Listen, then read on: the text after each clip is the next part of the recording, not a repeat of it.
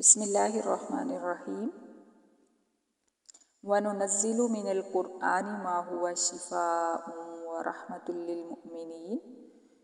रिसालत के मुतालिक ये आयात मुबारक हैं जिससे आप सल्लल्लाहु अलैहि वसल्लम की रिसालत साबित हो रही है।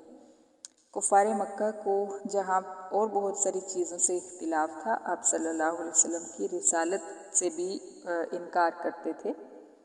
तो अल्लाह ताला फरमाते हैं कि हम ये कुरान नाजिल फरमाते हैं और इस कुरान में वो आयात हैं जो ईमान वालों के लिए रहमत और शिफा हैं। सुभान अल्लाह। और काफिर जो थे वो ये भी इल्ज़ाम लगाते थे ना कि कुरान जो है पैगंबर ने ख़ुद लिख लिया है, ख़ुद गढ़ लिया है, हालांकि जानते थे कि आप सल्लल्लाहु अलैहि वसल्लम लिखना पढ़ना नहीं जानते। और आपको मालूम होगा कि आप सल्लल्लाहु अलैहि वसल्लम का दुनिया में कोई उस्ताद नहीं था, क्योंकि आप मुअल्लिम आज़म थे, आप सबसे बड़े उस्ताद थे। तो आपने डायरेक्ट अल्लाह ताला से ही सीखा, दुनिया में कोई उस्ताद आपका नहीं रहा और लिखना भी नहीं जानते थे आप। और इसमें बड़ी हिकमतें थी। ये सबसे बड़ी हिकमत यही थी कि जो बाद में कुरान नाजिल हुआ तो कोई आप पे ये इल्ज़ाम अगर लगाता भी था तो जाहिर है कि वाज़ेह होता था कि ये झूठ है कि आपने ख़ुद लिख लिया है, क्योंकि आप तो लिखना जानते ही नहीं तो कैसे लिख लेंगे।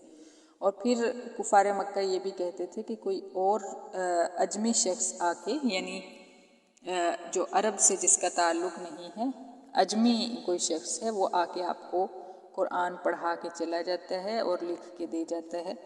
तो अल्लाह ताला ने इस चीज़ की भी कुरान करीम में नफ़ी फरमाई कि अरबी कुरान अजमी शख्स कैसे लिख सकता है, यानी हमारे जैसा आदमी, जैसे हमें अब मुश्किल होती है अरबी पढ़ने में और कुरान को समझने में, क्योंकि हमारी ज़ुबान नहीं है।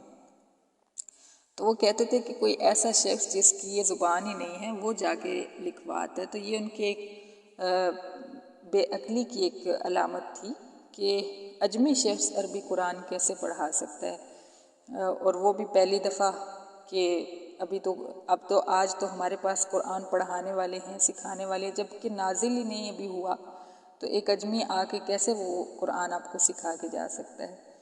तो इस तरह की बातें, इस तरह के इल्ज़ाम लगाते थे। तो अल्लाह ताला फरमाते हैं हमने ये कुरान नाजिल फरमाया है और ये कुरान जो है शिफा है और रहमत है ईमान वालों के लिए। सुभान अल्लाह। इसकी जो आयात हैं इनमें शिफा है।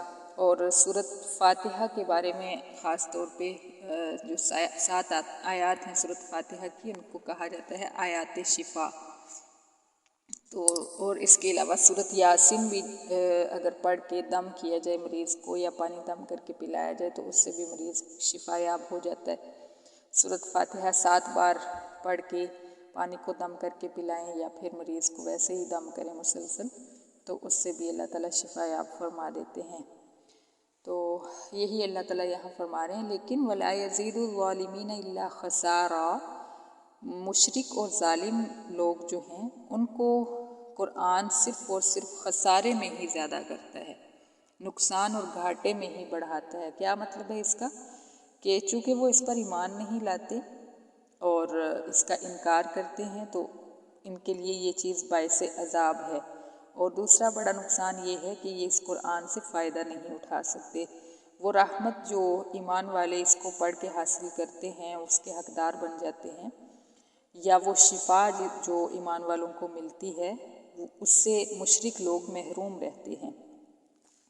व इज़ा अनअमना अलल इंसानी आरज़ा व नअा बिजानिबी। और काफिर इंसान की मिसाल अल्लाह ताला यहाँ पे इस आयत में बयान फरमा रहे हैं कि काफिर इंसान हर हाल में अल्लाह ताला का नाशुक्रा होता है, कि जब हम इंसान को कोई नेमत देते हैं तो अपना पहलू हमसे दूर कर लेता है, यानी हमसे गाफिल हो जाता है और हमें याद ही नहीं करता, उसको एहसास ही नहीं होता कि ये किसी रब ने मुझे दी है।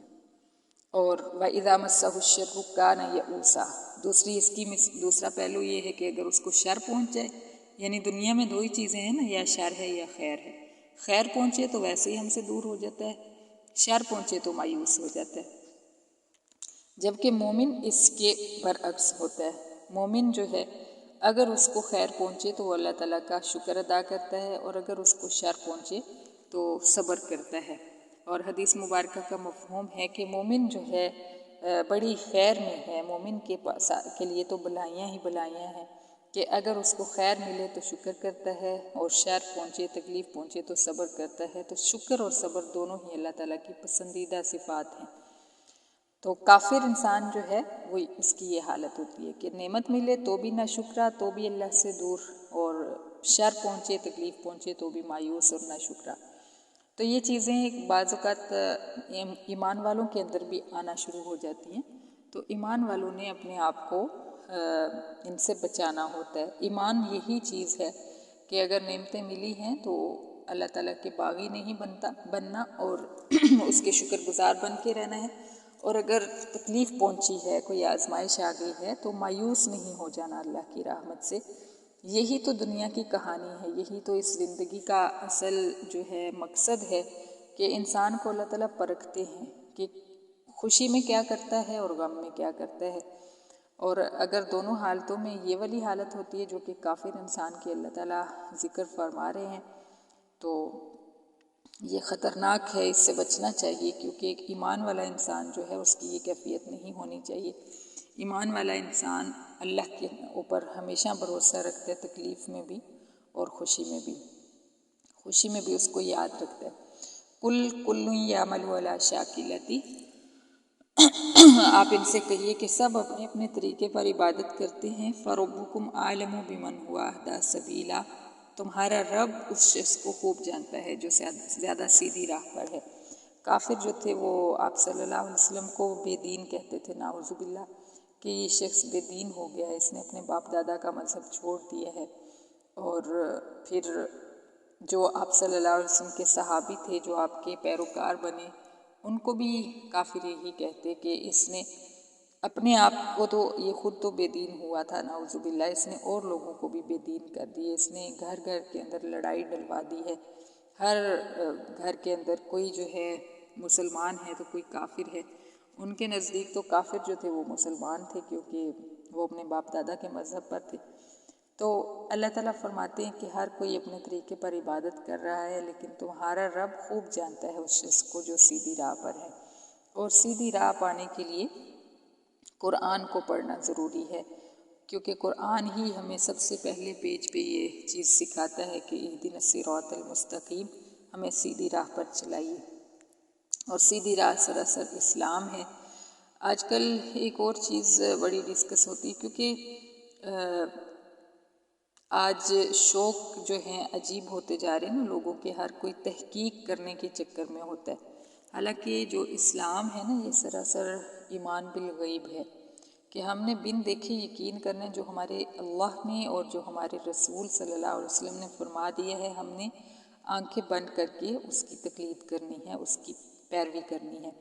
لیکن عقل سے پرکھنے کی آج کل جو ہے رواج آ گیا ہے، اور جو خطرناک ہے، کیونکہ ہماری عقل اتنی قابل نہیں ہے جس کے اندر اسلام کی جو حکمتیں ہیں وہ سما سکیں۔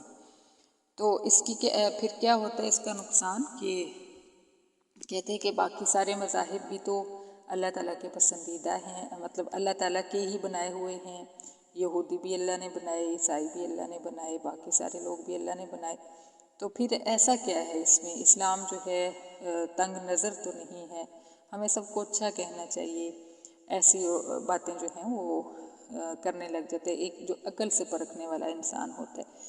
جبکہ قرآن ہمیں بتاتا ہے کہ قرآن نے بار بار یہ بتایا کہ اب جو ہے ان الدین عند اللہ الاسلام، سچا دین اللہ تعالیٰ کے ہاں صرف اسلام ہے۔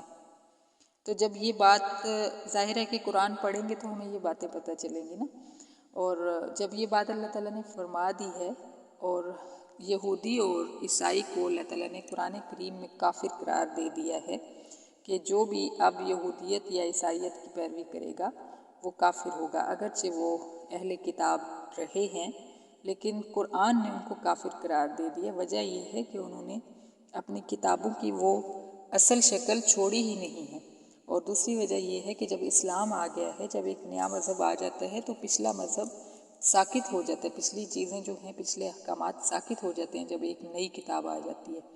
تو قرآن آنے کے باوجود ان لوگوں نے اپنی تورات اور انجیل نہیں چھوڑی، تو یہ بھی ایک وجہ ہے۔ جبکہ مسلمان اس کے مقابلے میں کیا کرتے ہیں، مسلمان کو حکم ہے کہ وہ تورات کو بھی سچا مانے اور انجیل کو بھی سچا مانے، اور یہودی جو ہیں اس چیز کو، یا عیسائی اس چیز کو تسلیم نہیں کرتے، وہ اللہ کی اس آخری کتاب کو تسلیم نہیں کرتے۔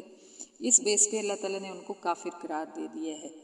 لیکن آج کا جو ہمارا نئی جنریشن ہے وہ ذرا اعلیٰ ظرف پیدا ہو گئی ہے، وہ کہتے ہیں کہ ہمیں اپنا ظرف بڑا کرنا چاہیے اور ہمیں سب لوگوں کے دین کو اچھا کہنا چاہیے، جبکہ یہ سراسر غلط ہے۔